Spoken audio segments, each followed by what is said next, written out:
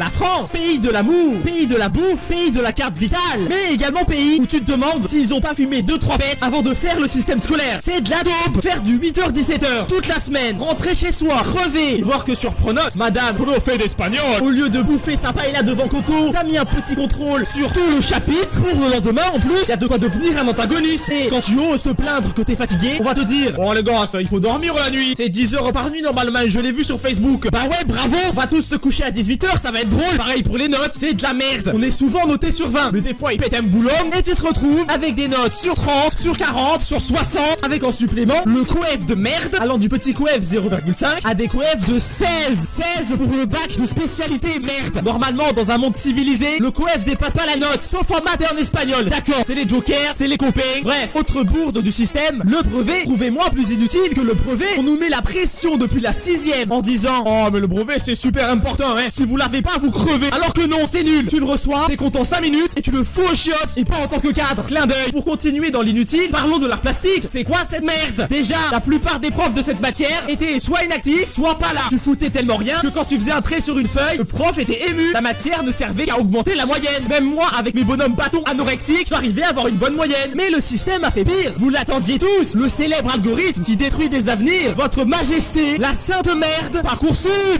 Chose rigolote, tout est dans le titre. Parcoursup supprime ton parcours scolaire. Il nous nargue en plus pour prouver une nouvelle fois que c'est de la grosse merde. Une meuf a envoyé sur Parcoursup une recette de cuisine à la place d'une lettre de motivation. Et elle a été acceptée dans une école. Il y a un petit problème là, non? Il fallait me le dire que pour rentrer chez Google, il suffisait de faire un bon bœuf bourguignon avec ses carottes fondantes. Bref, j'ai aussi envie de râler sur la cantine, car c'est une vraie merde. Déjà, c'est pas bon, je vous apprends rien, mais s'il vous plaît, faites un effort sur le pain, merde. C'est de l'obsidienne le truc. C'est un parpaing. C'est un parpaing. Tu peux faire ton CAP maçonnerie avec, ou jouer à la pétanque avec les collègues.